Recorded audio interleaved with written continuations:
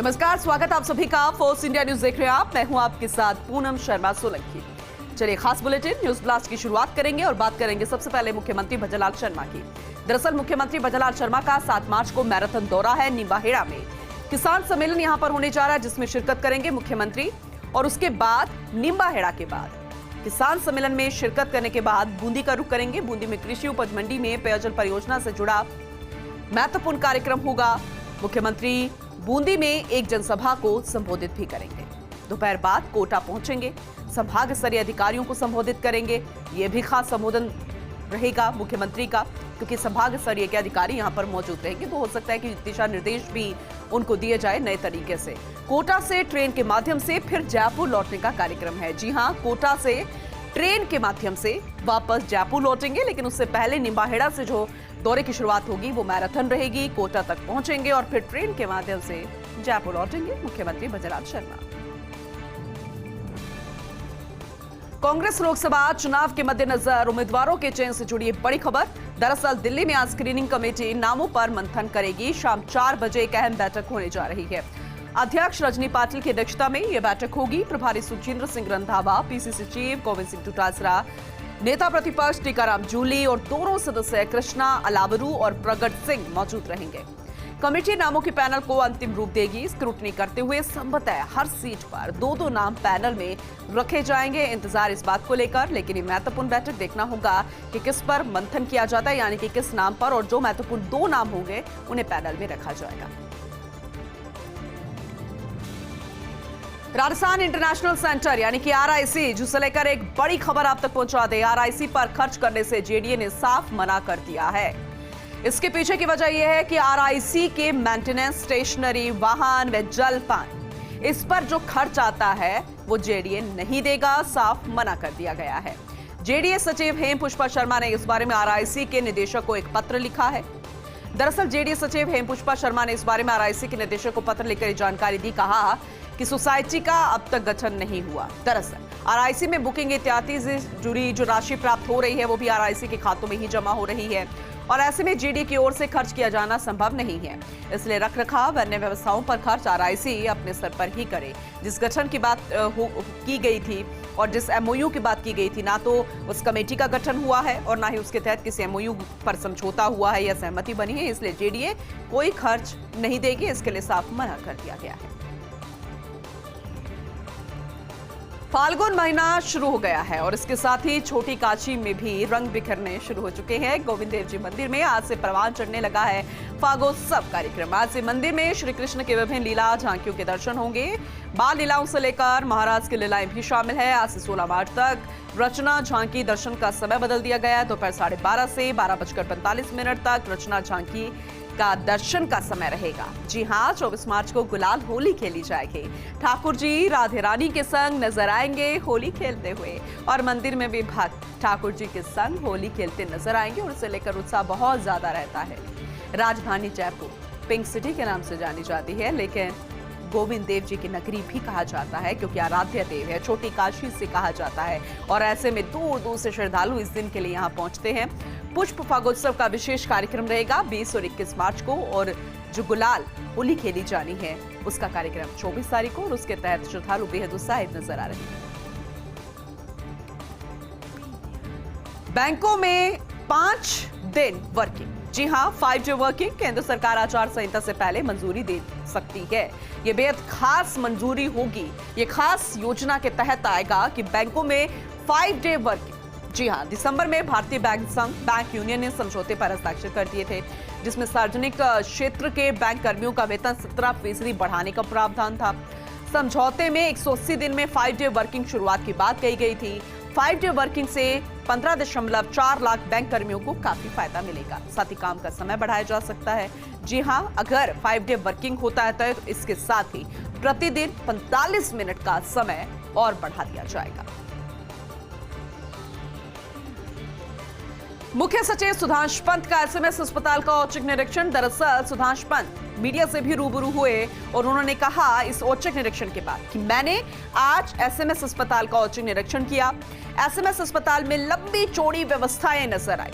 मैंने 1 घंटे में कुछ भागों का ही निरीक्षण किया। रोगियों की सुविधा के लिए और भी किया जा सकता है। अस्पताल में भी मरीजों का दबाव बढ़ रहा है, लेकिन स्टाफ भी बढ़ाया जा रहा है। ओपीडी के समय डॉक्टर्स को निर्धारित समय पर आना चाहिए। इतनी बड़ी व्यवस्था है तो कुछ कमियों को सुधारा भी जा सकता है। मैंने शौचालयों को भी जाकर देखा है, कुछ व्यवस्थाओं को सुधार की गुंजाइश है, लेकिन मरीजों का भी दबाव बढ़ा है, तो ऐसे में स्टाफ भी बढ़ाया जा सकता है। ये कहना है मुख्य सचिव सुधांशु पंत।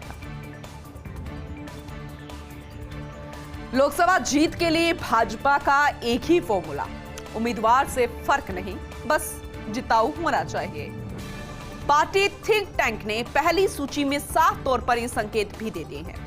195 उम्मीदवारों की पहली सूची में 4 केंद्रीय मंत्रियों व 34 सांसदों के टिकट काट दिए गए। चर्चा है कि 240 शेष प्रत्याशियों पर भी टिकट कटने की तलवार लटक रही है। पंजाब, हरियाणा, महाराष्ट्र, आंध्र प्रदेश, हिमाचल, कर्नाटक, ओडिशा, बिहार, तमिलनाडु आदि पर नजर। भाजपा भी चुनाव से पहले अपना गठबंधन मजबूत करने की प्रक्रिया में लगी है और ऐसे में पार्टी थिंक टैंक केवल इस बात पर विचार कर रही है कि उम्मीदवार सिर्फ जिताऊ होना चाहिए और भाजपा की सर्जरी का आगामी सूचियों में आने वाले नामों से ही आंकलन हो पाएगा।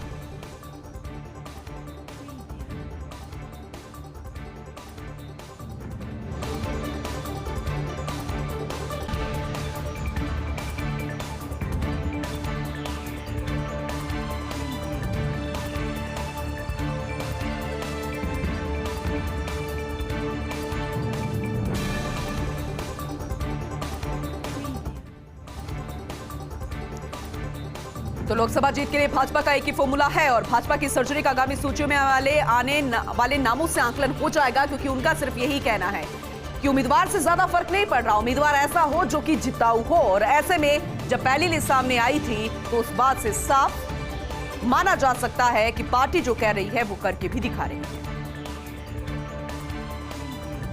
वहीं मायावती को आईएनटीआई में गठबंधन में लाने की कवायद। जी हां, राहुल गांधी अखिलेश यादव को समझाने में सफल हो गए। बीएसपी सुप्रीमो मायावती को गठबंधन में लाने की हरी झंडी दे दी गई। अब 9 मार्च को सोनिया गांधी मायावती को लेकर कोई निर्णय कर सकती है। दरअसल चर्चा यह है कि मायावती जो है वो आईएनटीआई महागठबंधन में शामिल हो जाएगी, जो कि सभी विपक्षों का एक गठबंधन है। प्रधानमंत्री पद का चेहरा भी है। हालांकि अभी मायावती को लेकर कई तरह की अटकलें लगाई जा रही है, लेकिन देखने वाली बात होगी कि सोनिया गांधी इस पर किस तरीके का निर्णय लेती है। हमास के लड़ाकों की बर्बरता। दरअसल संयुक्त राष्ट्र की रिपोर्ट में सनसनीखेज दावा हुआ है। हमास लड़ाकों ने बंधक बनाए लोगों के साथ दुष्कर्म किया है, यहां तक कि शवों को भी नहीं बख्शा इन लड़ाकों ने। शवों के साथ भी दुष्कर्म किए इन आतंकियों ने। रिपोर्ट के अनुसार इन आरोपों को मानने के लिए पर्याप्त और ठोस सबूत मौजूद है। इजराइल के प्रधानमंत्री बेंजामिन नेतन्याहू ने भी ऐसे ही आरोप लगाए थे और अब संयुक्त राष्ट्र की रिपोर्ट से इन आरोपों को बल मिल रहा है और इसलिए किसी और ठोस सबूत की जरूरत नहीं है। लेकिन अगर ऐसा है तो जरा सोचिए कि इससे शर्मसार, इससे दुखद और इससे बर्बरता कुछ और नहीं हो सकती। और एक और अहम जानकारी आप तक बता दें कि फ्रांस अब एक ऐसा देश बन गया जहां महिलाओं को गर्भपात का संवैधानिक अधिकार मिल गया है। जी हां, संसद सत्र के दौरान अधिकार से संबंधित इस विधेयक को मंजूरी मिल गई है। इस विधेयक पर मतदान के दौरान पक्ष में 780 वोट पड़े थे, जबकि विरोध में सिर्फ 72 वोट पड़े थे। फ्रांस की महिला अधिकार कार्यकर्ताओं ने इस फैसले पर खुशी जताई है, जबकि गर्भपात विरोधी कार्यकर्ताओं ने इसकी आलोचना की। फ्रांस ऐसा विधेयक पारित करने वाला दुनिया का पहला देश बन गया है। रूस के विदेश मंत्री ने एस जयशंकर को सराहा। कहा, मेरे मित्र ने पश्चिमी देशों की बोलती बंद कर दी है। नई दिल्ली और मॉस्को के बीच द्विपक्षीय संबंधों को आगे बढ़ाने के लिए तारीफ की गई और रूस के शहर सोची में विश्व युवा मंच को बोल रहे थे सरगेई लावरोव। रूसी विदेश मंत्री लावरोव ने जयशंकर के शब्दों को याद किया और कहा, जिन्होंने यूरोपीय देशों को दूसरों को भाषण देने से पहले खुद को देखने की सलाह दी। भारत हमेशा मॉस्को का मित्र रहा है, दोस्ती को याद रखते हैं, हम खुद को कभी नहीं भूलते। चीन की गोदी में बैठता मालदीव। दरअसल एक और भारतीय सैनिकों की उपस्थिति से दिक्कत नजर आ रही है। दूसरी ओर इन दिनों चीन पर प्यार भी उमड़ता नजर आ रहा है। जी हां, मोहम्मद मोइज़ सरकार चीन से सैन्य मदद के लिए तैयार है। मालदीव ने चीन के साथ रक्षा सहयोग समझौते पर हस्ताक्षर कर दिया है। मुफ्त सैन्य सहायता प्रदान करने के लिए समझौते पर हस्ताक्षर है। अब इसको उससे कितना फायदा होगा, या फिर यूं कहें कि सिर्फ नुकसान ही नुकसान होने वाला है और अब चाइना और मालदीव एक साथ नजर आएंगे। अब इसका क्या हश्र होगा, ये तो पूरी दुनिया देखना चाहेगी और इसका इंतजार हर किसी को रहेगा, क्योंकि मालदीव की पिछले दिनों कितनी किरकिरी हुई है ये हर कोई इस बात से वाकिफ है।